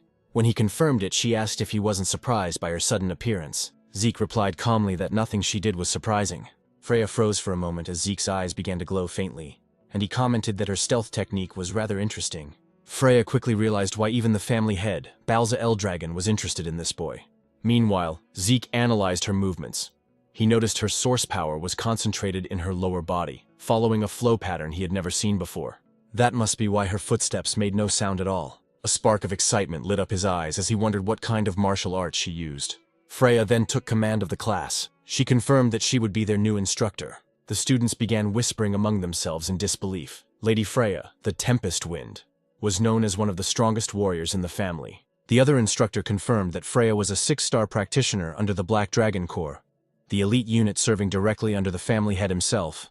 The students were in awe, unable to understand why someone of her rank would come teach at their academy. Freya smiled faintly and said she would indeed train them, but under one condition: they had to pass a simple test. The students gasped at her words. She told them not to worry. The test was simple. They just needed to bring crystal like the one she's holding, and survive for 1 full month inside the Poison Dragon Mountain. Rangus went pale at the name, while Zeke felt a sense of nostalgia. The Poison Dragon Mountain, he explained, was home to countless poisonous creatures. Even brushing against a single leaf could kill an ordinary human instantly. It was a region of pure danger. Zeke recalled how, in his previous life, he had often used that place as his personal training ground. Still, he thought this test might be too cruel for young students. Freya explained the rules. Each student would receive 1 crystal orb. If their orb broke or was lost, they would immediately be disqualified. When someone nervously asked what happened to those disqualified, Freya replied bluntly, they would be expelled from the dragon's nest. She added that they didn't need to worry about the poison itself. If they properly used the dragon's breath breathing technique, they would be fine. As long as they held onto their orbs and controlled their breathing, they could survive. Lika pointed out that aside from poisonous plants, there were monsters there too. Freya's eyes turned sharp as she said they would need to defeat those monsters themselves, since that was the only way they could secure food. Without hunting, they wouldn't last even a few days. The students were horrified. Retin muttered that it was impossible. Many doubted whether their basic combat technique, the Strike Dragon, could even hurt the creatures living there. Freya smirked and told them not to panic. They had 5 days to prepare. During that time, they could each choose a basic weapon art from the Eldragon family archives to learn. If they mastered it, their survival chances would improve. But if they failed to learn it within 5 days, she would not take responsibility for whatever happened in the mountain. One student asked timidly if Freya would help them in case things got too dangerous. Freya chuckled darkly, saying, "You're in the Dragon's Nest, the land of the Eldragon family. Here the weak do not last. Only the strong survive. If you can't defeat a few monsters on your own, then you might as well sleep peacefully beside them in the bed of poison." The students trembled in terror, sweat dripping down their faces. Rangus was on the verge of tears, while Lika stayed silent in deep thought. Zeke frowned to himself, wondering if this was still the same Eldragon family he once knew. It felt so different from when he had been the family head. Freya then said that was all for now. She began distributing martial arts books for every weapon type and told them to step forward to pick whichever technique they wanted to learn. As students crowded around, Rangus hesitated, unsure what to choose. Zeke advised him to take a spear technique, reminding him that he used a spear during the entrance exam. Rangus quickly agreed and thanked him. Leica said she would pick a great sword technique since she already knew the lightning greatsword's basic forms. But Zeke stopped her, suggesting she try axe arts instead. Leica asked why, and Zeke explained that it would help cover her current weaknesses. Since it was Zeke who suggested it, she didn't argue and just nodded, quietly trusting his words. Freya then asked if everyone had chosen their books. When they confirmed, she told them to make good use of the remaining 5 days. Their survival depended entirely on mastering those techniques. If they failed to do so, they would die pathetically in the Poison Dragon Mountain. Just as she was about to leave, Freya suddenly remembered something and turned back. She warned them that during the test, their seniors would be trying to steal their crystal orbs. Rangus was stunned and asked what she meant. Freya explained that their 10-year-old senior group would also be taking the same test, but their task was to hunt down and steal the orbs from the younger batch. She added that the younger students outnumbered the seniors, and since the Poison Dragon Mountain was vast, they might get lucky and avoid confrontation. Still, their seniors would use everything they had to find and attack them. After saying that, Freya turned and left. Rangus looked terrified, sweat dripping down his face as he asked what they were supposed to do now. Not only did they have to deal with poisonous monsters, but also with upperclassmen hunting them. Leica frowned and said that every upperclassman was at least 1-star level or higher. If they ganged up on her, she wouldn't last long, and most of their classmates probably wouldn't survive either. Zeke nodded, saying she had a point. If Leica couldn't fight alone, then she should form a group of 2 or 3. Cooperation wasn't forbidden after all. They could help each other hunt monsters and defend against seniors. When Rangus asked about Zeke's plan, Zeke simply said that he intended to go solo and enjoy the exam. Leica sighed and admitted that somehow, that sounded just like him. Before they began training, Zeke suggested they eat first. As they walked away, Leica glanced at Rangus and asked if he didn't think Zeke was a little strange sometimes. Rangus shrugged and replied, "Yeah, sometimes." 5 days later, the students gathered before the Poison Dragon Mountain, their emotions mixed between fear and determination. Freya stood before them, a confident smile on her face, and declared that the weather was perfect for the test to begin. Nervously, Rangus said that the exam was finally about to begin. Even though this was Zeke's plan, he couldn't help but wonder if it was really okay for someone like him to be part of Lady Leica's team. After all, there were many noble-born students she could have chosen instead of him, a mere commoner who hadn't even reached 1 star yet. "We're the same, Rangus," said another student. When Rangus turned around, he recognized them as Raymond and Celine. Celine, who came from the East Hall of Dragon's Nest, admitted she was also a commoner, and couldn't believe she'd been chosen to join Lady Leica in the upcoming trial at Poison Dragon Mountain. Raymond, also from the East Hall, smiled as he looked at Lady Leica. But Leica quickly said that it didn't matter whether her teammates were nobles or commoners. She had chosen them because she recognized their potential and abilities. Hearing this, Rangus fell silent for a moment, then gripped his spear tightly and declared that he understood, and that he would do his best not to become a burden to their group. Raymond followed, saying he would give his all to meet Leica's expectations. Leica smiled brightly and said, "I'm counting on you all." Then she turned to Zeke and asked if he was truly planning to take the trial alone. Zeke nodded confidently, saying he couldn't wait for it to begin. Celine, still nervous, admitted she admired both Zeke and Leica. While she was trembling in anxiety, Zeke was brave enough to face Poison Dragon Mountain on his own. Raymond remarked that it was natural for them to be confident, since the blood of family heads flowed through their veins. But Leica quickly interjected, telling him not to compare her to Zeke, because even she felt nervous. "You're nervous?" Zeke asked. "Is there even a reason to be nervous? Aside from you, everyone here seems like a group of promising students." However, they all replied that there were plenty of reasons to be nervous about the upcoming trial. Leica then asked Zeke if he truly thought the students she picked were skilled. Zeke immediately confirmed it, and thought to himself that Leica had successfully gathered some of the most promising students in the academy. He realized that her eye for talent was indeed remarkable. He praised their group's offense and defense, saying the trial would surely be easy for them. "You're right," Rangus replied with a drop of sweat running down his cheek. "You've always been too confident, Zeke." Freya then asked if all the participants have arrived, and soon noticed that many of the students had already formed groups. Since some weren't yet masters of their weapon arts, forming teams wasn't a bad idea. Freya then stepped forward and announced that the trial would begin shortly. She explained once again that their task was to survive for 1 full month in Poison Dragon Mountain and protect their crystal orbs. They would only pass if their orbs remained intact. Every orb was identical, meaning that if one lost theirs, it could be stolen by others. Many students grew anxious upon hearing this, while Zeke realized that this meant stealing orbs from other participants was fair game. Freya continued, saying that after the new students entered the mountain and settled, upperclassmen would also enter, to steal their crystal orbs. The upperclassmen mocked them, saying that since most of the new students hadn't even reached 1 star, taking their orbs would be easy. Hearing this filled Zeke's classmates with mixed emotions, fear, excitement, and unease. Freya concluded the explanation, and as soon as she announced that the trial had officially begun, the students dashed toward Poison Dragon Mountain. Watching them go, Zeke heard Lika tell him to make sure he survived. He smiled and said he would, but that they should survive as well. Lika then called out to her team, and as Zeke told them to be careful, Freya noticed him. "It's your turn to enter, Zeke," she said. "Right," Zeke replied, apologizing for getting a bit carried away. "Carried away?" Freya asked. "Aren't you nervous at all?" "No," Zeke replied with a calm smile before walking toward the mountain. Freya watched him go, thinking to herself that he was indeed a peculiar boy. That night, at the camp outside Poison Dragon Mountain, one of the instructors asked Freya if the new students would be all right. When she asked what he meant, he said the trial seemed too early for beginners. Another instructor agreed, pointing out that most had only been in Dragon's Nest for a few months, that few had achieved even 1 star, and that they lacked real combat experience. He wondered how many would actually survive. Freya reassured them, saying there was no need to worry. Although the mountain was filled with poisonous creatures, most of them were only 1 or 2 star level beasts, not strong enough to pose serious danger. With a cheerful smile, she said the students would do fine. Then, under her breath, she whispered that she would eventually release that thing. When an instructor asked what she said, Freya simply smiled and replied, "Nothing." She then announced that it was time for the upperclassmen to begin their part of the trial. The older students immediately ran off toward the mountain, their eyes gleaming as they carried their weapons. Watching them leave, Freya murmured, "I wonder how many will survive. I can't wait to see the results." Meanwhile, inside the Poison Dragon Mountain, as the upperclassmen began their hunt, one of them spotted their first target. It was none other than Zeke, still standing motionless at the foot of the mountain. "The newbies entered the mountain long ago," one said mockingly. "Is this guy stupid or what?"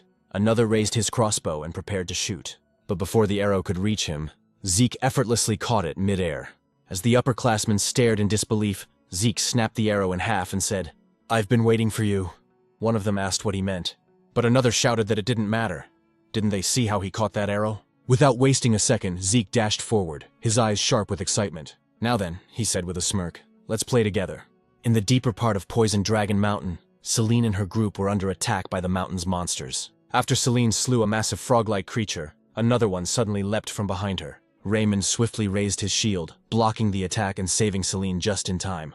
With a powerful swing, he bashed the monster to the ground and drove his shield straight into its body, killing it instantly. Seeing that Rangus was easily defeating his own opponent, Raymond smiled in satisfaction. Lika then praised them for their excellent teamwork, and Rangus gratefully thanked her. However, his eyes widened when he saw the mountain of slain frog monsters that Lika had single-handedly defeated. Selena, impressed, remarked that Lika's power was truly on another level, just as they had expected. Raymond agreed, saying that while they were busy fighting a few monsters, Lika had already wiped out most of them by herself. Lika simply shrugged, saying it was only natural. After all, she was a 2-star warrior, and these creatures were nothing more than a warm-up for her. She also noted that since the exam had started a week ago, everyone had improved significantly, especially Celine and Raymond, who had both reached 1-star level. Celine gratefully acknowledged Lika, saying they wouldn't have advanced so quickly without her guidance, and Raymond echoed her gratitude. Rangus, however, remained silent, quietly thinking how far he'd fallen behind now that both Celine and Raymond had achieved their first stars. Celine noticed his downcast expression, and gently told him that he would surely get stronger in time and reach 1-star level too. Raymond agreed, telling him to be patient and keep working hard. Hearing their encouragement, Rangus smiled again and thanked them both. Lika then spoke, saying that Rangus had managed to defeat 3 giant frog monsters even without a star, which was truly impressive. She added that before the exam began, Rangus had trained personally with Zeke and had already perfected his spear handling, so it was only a matter of time before he became a 1-star. Moved by her faith in him, Rangus nearly teared up. As Lika looked toward the sky, she noted that night was fast approaching and told everyone they needed to head back to base. Celine agreed, warning that Poison Dragon Mountain was far too dangerous after dark. While they were on their way back, Lika suddenly stopped. Rangus immediately asked what was wrong, but Lika didn't answer. Her expression darkened as she stared ahead and demanded to know what a certain student was doing near their base. A moment later, a figure emerged from the tall grass. Rangus and the others were startled, and Celine and Raymond instinctively drew their weapons. The student stepped out with a smirk, holding his weapon loosely as he said he hadn't expected Lika to notice him so soon. Lika immediately recognized him as one of the upperclassmen and asked if he had come to steal their crystal. When he confirmed it, she realized that at last, an upperclassman had decided to attack their group, and this one was a 2-star. The upperclassman grinned, saying that their current exam required them to steal the crystals from first years, though he hadn't expected his first target to be none other than Lady Lika's group. Lika asked if he still planned to stay even after realizing whose base he had invaded. She warned him that a single upperclassman wouldn't stand a chance against her team, but the upperclassman's grin widened as his expression turned menacing. "Who said I was alone?" he replied. From the grass behind him emerged 3 more upperclassmen, all 1-star level. Their leader sneered, saying that even Lady Lika would have trouble fighting them since her teammates were nothing but burdens. Drawing his sword, he shouted for them to surrender and hand over their crystal orbs. He then charged at Lika with a powerful attack, but she evaded effortlessly and ordered Celine and the others to maintain their battle formation while she handled him. Meanwhile, Rangis, still without a star, struggled to defend against the attacks of his opponent. The upperclassman taunted him, saying it would be better to surrender and hand over his crystal. Rangis hesitated, unsure of what to do, until he remembered a conversation he once had with Zeke. Back then, Rangis had asked Zeke if there was any way for someone weaker, like him, to defeat stronger opponents. He admitted he was still starless, and worried that if stronger enemies appeared, he'd only drag his team down. Zeke's reply had shocked him. "Then you should surrender." Zeke explained that if the opponent was far stronger, 3-star or 4-star, then surrendering was the only logical choice, since a starless person could never hope to win. However, he added that if Rangis ever faced an opponent around 1-star level, there was still a chance. When Rangis asked how, Zeke simply said, "It's nothing unusual. You just have to exploit an opening." "An opening?" Rangis had asked, confused. "Exactly," Zeke replied. "If you can find and exploit an opening in your opponent's defense, you can defeat them, even if they're a 2-star. When Rangis asked how he was supposed to find such an opening, Zeke's answer was simple: endure. Keep enduring until your opponent shows one. Rangis had been doubtful, but Zeke continued, "There's no other way. You can't force an opening against someone stronger. You can only endure until they make a mistake. If you can't even do that, then defeating someone stronger will always be a fantasy for you." Zeke added, "If your opponent is someone special like Lika, then you won't last long. But against an ordinary 2-star, you should be fine." He then told Rangis that confidence in his own strength was crucial, and gave him one last piece of advice: don't overthink it. Don't think about how to create an opening or the difference in power. Just wait patiently, and when it appears, thrust your spear straight into it. Now, in the midst of battle, Rangis clenched his fists as Zeke's words echoed in his mind. Since he was weaker, he had no choice but to endure every attack and wait for the right moment. The upperclassman grew more and more frustrated as Rangis continued to withstand his blows. "Just fall down already," he shouted in anger, unleashing a powerful strike. But in that instant, Rangis saw it, the opening Zeke had spoken of. Without hesitation, he gathered all his strength and thrust his spear straight into his opponent's body. The upperclassman coughed up, collapsed, losing consciousness instantly. As he fell, a radiant light glowed on Rangis's chest, the mark of his newly awakened 1-star. Lika noticed immediately, surprised yet proud that Rangis had taken down his opponent. Meanwhile, the leader of the upperclassmen was in disbelief, unable to understand why Lika's power felt so overwhelming despite them both being 2-star level. Lika realized that ever since mastering the axe arts technique Zeke had recommended, she had learned to channel greater force and energy into her great sword, which explained the vast difference in power. She told her opponent that it was his misfortune to have chosen her group as a target. Then, summoning golden lightning around her sword, she declared, "This battle ends here." Her blade struck with blinding force, and the enemy leader fell unconscious. After ensuring the enemies were defeated, Lika rushed back to her team and asked if everyone was safe. Once confirmed, the group cheered in relief. They had just won their first battle against upperclassmen. Celine and Raymond congratulated Rangis on reaching 1-star level, and Rangis thanked them with a bright smile. Lika looked at her team proudly, realizing that now all of her members had finally manifested their first stars. With that, she said that the next battles ahead would be much easier. Then, with a thoughtful expression, she wondered aloud how Zeke was doing. Meanwhile, elsewhere in Poison Dragon Mountain, a terrified upperclassman was running for his life. Tears streamed down his face as he muttered repeatedly, "Please don't come here. Zeke, don't come here!" He cursed under his breath, trembling in fear, asking himself just what kind of monster that boy named Zeke really was. Moments later, the upperclassmen were running frantically, shouting for help, hoping and praying that Zeke would not follow them. As Zeke dragged along one of the upperclassmen he had just defeated, the others cursed in fear and confusion, asking what kind of monster or demon he was. Holding the corpse of a giant snake beast in one hand, Zeke grinned and mockingly asked what their problem was, wondering aloud if no one else wanted to play with him. The upperclassmen, now completely terrified, called him insane as they continued to flee. Some questioned why a lower-classman like Zeke was the one hunting them down when it should be the other way around.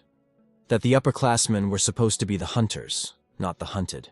Suddenly, one of the fleeing upperclassmen tripped and fell. As he struggled to get back on his feet, he froze. The moment he lifted his head, Zeke was already standing right in front of him. With his crimson eyes faintly glowing, Zeke sighed and said he was getting tired of chasing him. He reached out his hand, offering to help the upperclassman stand up, but calmly added that once he did, he would have to fight him. The upperclassman's eyes widened in pure horror before his body went limp, and he collapsed unconscious on the ground. Zeke tilted his head in confusion, muttering to himself and wondering what just happened to the man. He looked around and asked out loud what was going on with the upperclassmen, questioning why they had suddenly become so defensive and cowardly. Calling them pathetic, he mocked how aggressive they were the first time they saw him, only to end up running away in fear. He then smirked and shouted for the others not to leave him behind. Just then, Zeke felt a faint presence nearby. Turning toward his side, he asked whoever was watching him why they didn't come closer if they wanted a better look. When he received no reply, Zeke chuckled and said that since the observer was still watching without interfering, it must mean there was nothing wrong with what he was doing. With that, he said he would stop holding back and continue his little game with the upperclassmen. From the direction where Zeke had sensed the presence, a man emerged. It was one of the overseers monitoring the examination. Beads of sweat rolled down his cheek as he whispered to himself, unable to comprehend what kind of child Zeke was. He had witnessed Zeke defeat upperclassmen who were supposed to be far stronger than him.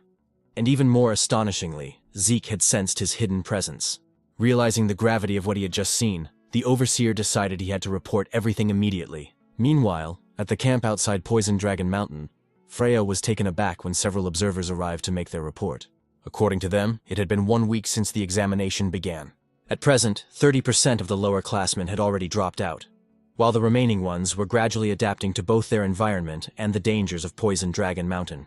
One of the observers added that they did not expect many more lower-classmen to withdraw from the test. When Freya asked about the upperclassmen, however, the observers exchanged uneasy glances and couldn't answer her directly. Freya's expression darkened, and she ordered them to speak clearly. Finally, one of them admitted that the upperclassmen were constantly fleeing. Freya frowned, momentarily lost in thought, and asked why they were running away. What exactly were they escaping from? She pointed out that, to her knowledge, there were no monsters within Poison Dragon Mountain strong enough to threaten the upperclassmen. One of the observers then explained that they were not running from a monster. They were running from Lord Zeke. Freya raised an eyebrow and asked why they would flee from him. The observer took a deep breath and said that Zeke had been relentlessly attacking and hunting the upperclassmen. At first, they tried to fight back, but eventually they had no choice but to run. Another observer spoke up, asking what kind of person Lord Zeke even was.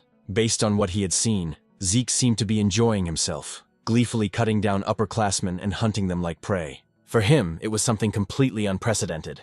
A second observer nodded in agreement, saying that even though Zeke was the son of the L-Dragon family head, he was far from normal. To them, Zeke was no longer just a prodigy. He was something beyond, a true monster in human form.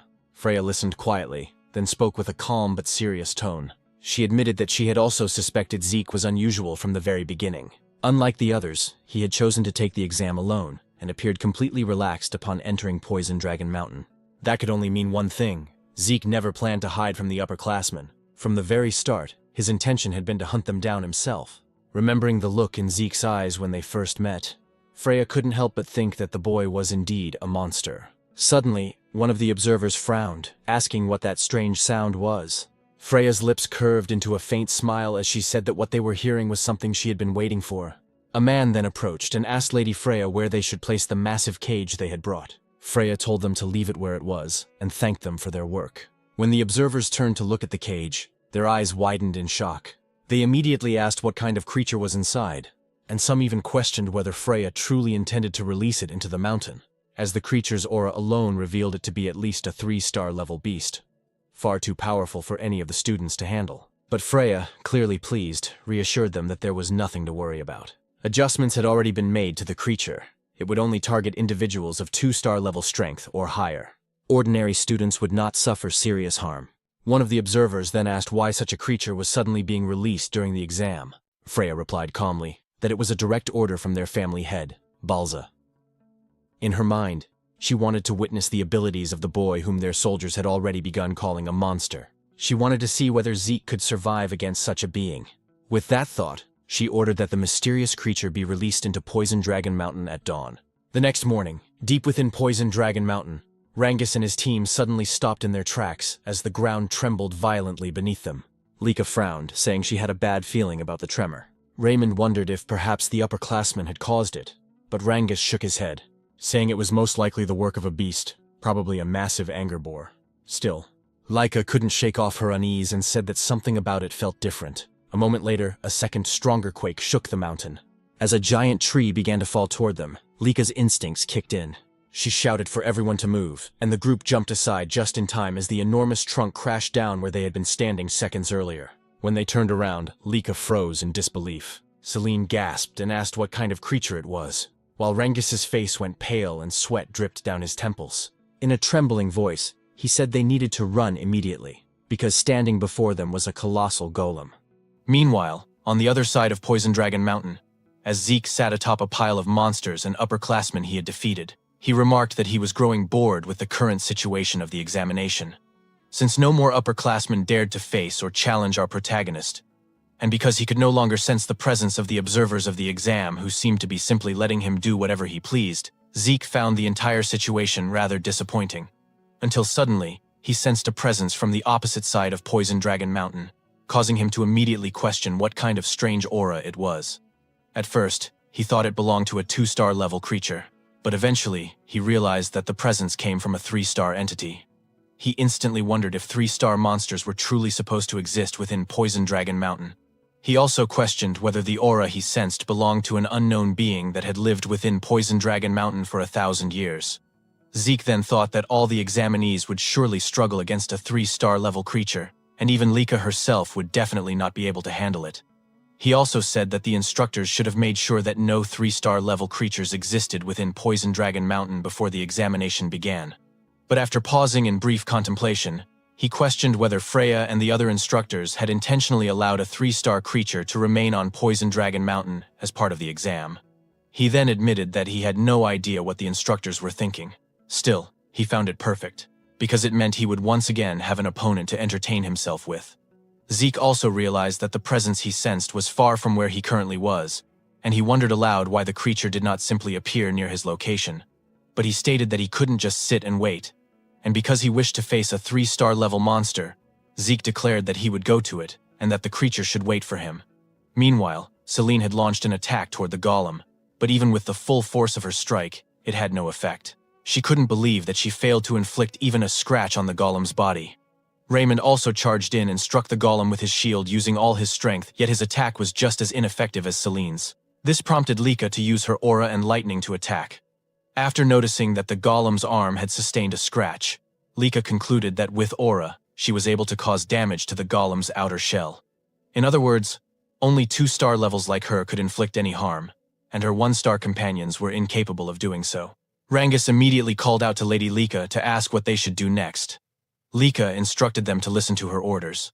She said that after she gained the golem's attention, they would need to seize the opportunity to escape.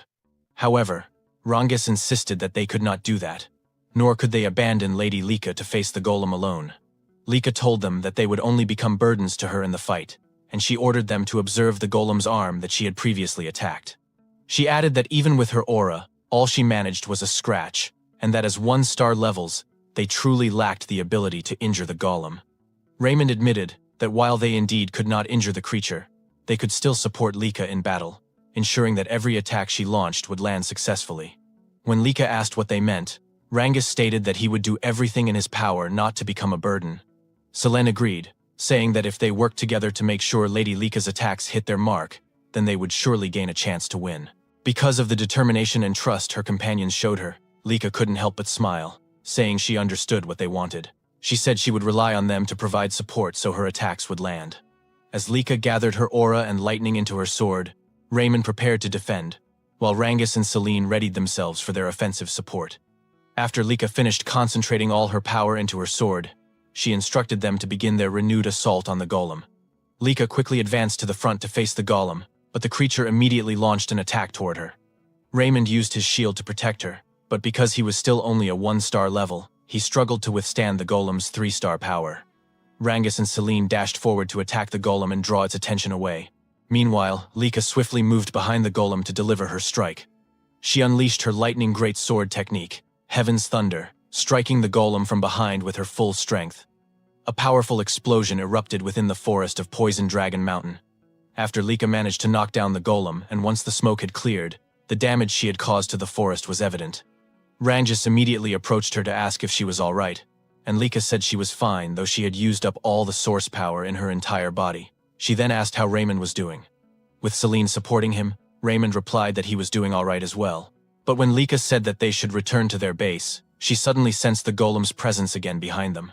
She quickly shoved Rangus away, resulting in Lika being the one seized by the golem. As the golem held her, she couldn't believe that it was still capable of moving. She realized she had grown too complacent after her attack. Celine also couldn't believe that after being hit by Lika's full power strike, the golem was still alive and able to move. Rangus immediately tried to save Lady Lika by attacking the golem with his spear, but the golem swung Lika rapidly, preventing him from landing a blow. As Rangus grew increasingly concerned for Lika, a tree suddenly came hurtling toward their direction. When the tree struck the golem, it released Lika from its grip. Rangus quickly helped her stand and move away from the creature. Lika, still confused, wondered aloud what had happened and how she managed to escape the golem's hold. Then Zeke suddenly asked what kind of situation they were dealing with. Rangus and Lika immediately recognized our protagonist upon hearing his voice.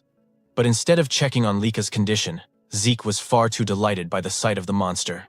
With his eyes glowing in excitement, he immediately asked what kind of clay puppet he was looking at. Just moments before Zeke arrived at the location where he sensed the presence of the golem, he caught sight of a golden lightning aura. He immediately realized that this aura belonged to Lika, and he couldn't believe that Lika's group would be the first to encounter and clash with the monster. As Zeke continued sprinting at full speed, he said that in his previous life, he could have reached the location of the aura he sensed in an instant. But now, he could do nothing but run toward the monster's location, something he found utterly pathetic in his current state. He also thought about how Lika's group was filled with promising youngsters. Even so, their opponent was a 3-star level monster, so he had no idea how long they would be able to endure in battle. Suddenly, something came to mind, causing him to stop abruptly as he remembered a technique he had recently learned. He immediately grabbed the trunk of a huge tree, and after pulling it out from the ground, he used his physical strength along with the new technique to hurl the massive tree toward the monster. While watching the tree fly through the air, Zeke commented that the result of the new technique wasn't bad at all. He also said he didn't make a wrong decision learning it, because with his current body, he would definitely need this technique, the technique known as Nurturing Dragon Throwing Arts. According to Zeke, the basic Eldragon combat manuals were given to them as preparation for the exam. The Nurturing Dragon Combat Arts, much like the Strike Dragon Combat Arts, didn't contain battle techniques but instead basic movements and source power flow simple instructional texts. But they were perfect for him, especially since in his previous life he had been a long-range fighter possessing a body similar to melee fighters. However, he quickly realized that throwing a tree at the monster wouldn't be enough, so Zeke resumed running toward Lika's location. Rangus, still unable to believe Zeke had arrived, immediately asked if they were all right. Rangus confirmed that they were, but said that wasn't what mattered.